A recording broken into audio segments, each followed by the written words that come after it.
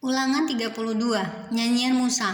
Pasanglah telingamu, hai langit, aku mau berbicara, dan baiklah bumi mendengarkan ucapan mulutku. Mudah-mudahan pengajaranku menitik laksana hujan, perkataanku menetes laksana embun. Laksana hujan renai ke atas tunas muda, dan laksana dirus hujan ke atas tumbuh-tumbuhan. Sebab nama Tuhan akan kuserukan, berilah hormat kepada Allah kita. Gunung batu yang pekerjaannya sempurna karena segala jalannya adil, Allah yang setia, dengan tiada kecurangan, adil dan benar Dia. Berlaku busuk terhadap Dia, mereka yang bukan lagi anak-anaknya, yang merupakan noda, suatu angkatan yang bengkok dan belat-belit. Demikianlah engkau mengadakan pembalasan terhadap Tuhan. Hai bangsa yang bebal dan tidak bijaksana, bukankah Ia, Bapamu yang mencipta engkau, yang menjadikan dan menegakkan engkau? Ingatlah kepada zaman dahulu kala, perhatikanlah tanah-tanah keturunan yang lalu. Tanyakanlah kepada ayahmu, maka ia memberitahukannya kepadamu. Kepada para tua-tuamu, maka mereka mengatakannya kepadamu. Ketika Sang Maha Tinggi membagi-bagikan milik pusaka kepada bangsa-bangsa, ketika Ia memisah-misah anak-anak manusia, maka Ia menetapkan wilayah bangsa-bangsa menurut bilangan anak-anak Israel.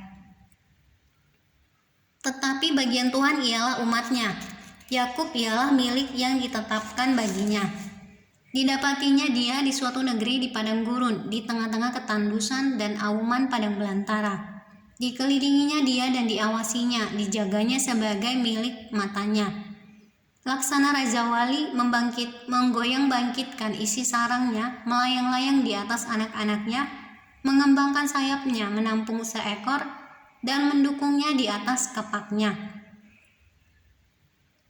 Demikianlah Tuhan sendiri menuntun dia, dan tidak ada Allah asing menyertai dia. Dibuatnya dia berkendaraan mengatasi bukit-bukit di bumi, dan memakan hasil dari ladang. Dibuatnya dia menghisap madu dari bukit batu, dan minyak dari gunung batu yang keras, dadih dari lembu sapi dan susu kambing domba, dengan lemak anak-anak domba, dan domba-domba jantan dari basan dan kambing-kambing jantan, dengan gandum yang terbaik, juga darah buah anggur yang berbuih engkau minum. Lalu menjadi gemuklah Yesyurun dan menendang ke belakang. Bertambah gemuk engkau, gendut dan tambun. Dan ia meninggalkan Allah yang telah menjadikan dia. Ia memandang rendah gunung batu keselamatannya. Mereka membangkitkan cemburunya dengan Allah asing. Mereka menimbulkan sakit hatinya dengan dewa kejijikan, dengan dewa kekejian. Mereka mempersembahkan korban kepada roh-roh jahat yang bukan Allah, kepada Allah yang tidak mereka kenal. Allah baru yang belum lama timbul, yang kepadanya nenek moyangmu tidak gentar. Gunung batu yang memperanakan engkau telah kau lalaikan, dan telah kau lupakan Allah yang melahirkan engkau. Ketika Tuhan melihat hal itu, maka ia menolak mereka, karena ia sakit hati oleh anak-anaknya lelaki dan perempuan. Ia berfirman, aku hendak menyembunyikan wajahku terhadap mereka, dan melihat bagaimana kesudahan mereka. Sebab mereka itu suatu angkatan yang bengkok, anak-anak yang tidak mempunyai kesetiaan. Mereka membangkitkan cemburuku dengan yang bukan Allah. Mereka menimbulkan sakit hatiku dengan berhala mereka. Sebab itu aku akan membangkitkan cemburu mereka dengan yang bukan umat, dan akan menyakiti hati mereka dengan bangsa yang bebal. Sebab api telah dinyalakan oleh murkaku, dan bernyala-nyala sampai ke bagian dunia orang mati yang paling bawah.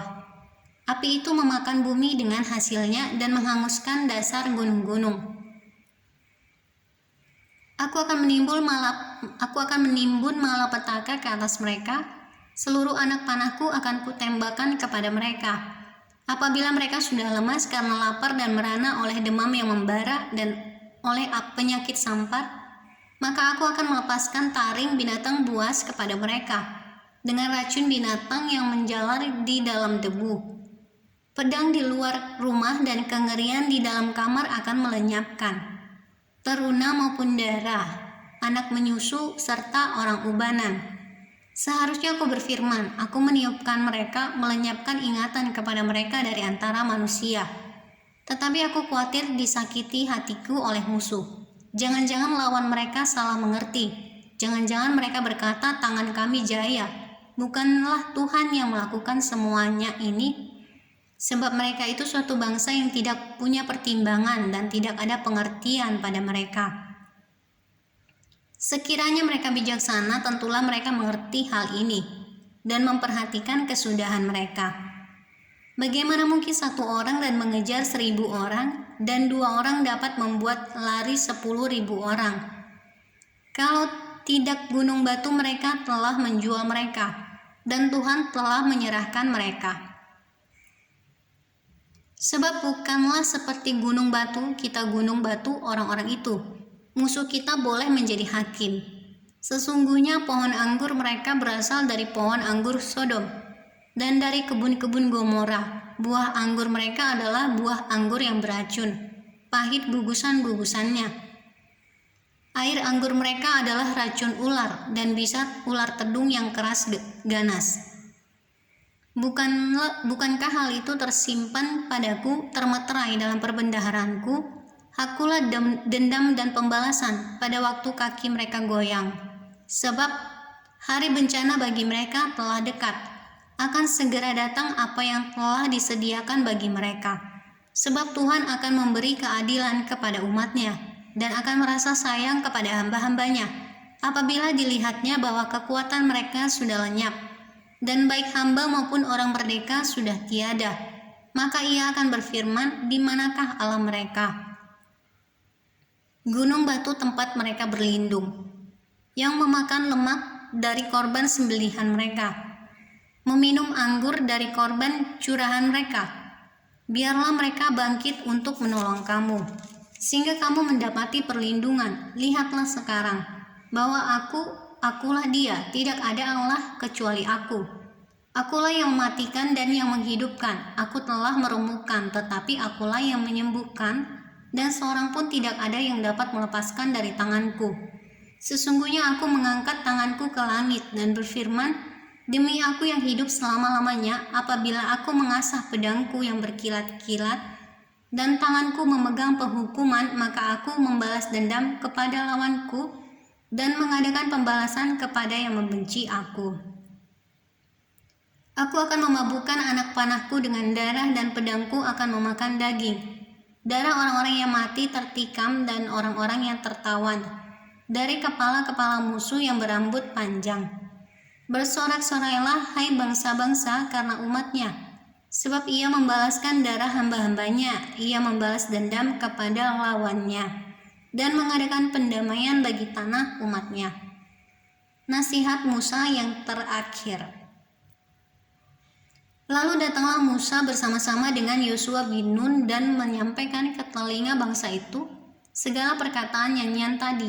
Setelah Musa selesai menyampaikan segala perkataan itu kepada seluruh orang Israel, berkatalah ia kepada mereka, perhatikanlah segala perkataan yang kuperingatkan kepadamu pada hari ini, supaya kamu memerintahkannya kepada anak-anakmu untuk melakukan dengan setia segala perkataan hukum Taurat ini. Sebab perkataan ini bukanlah perkataan hampa bagimu, tetapi itulah hidupmu, dan dengan perkataan ini akan lanjut umurmu di tanah kemana kamu pergi menyeberangi sungai Yordan untuk mendudukinya.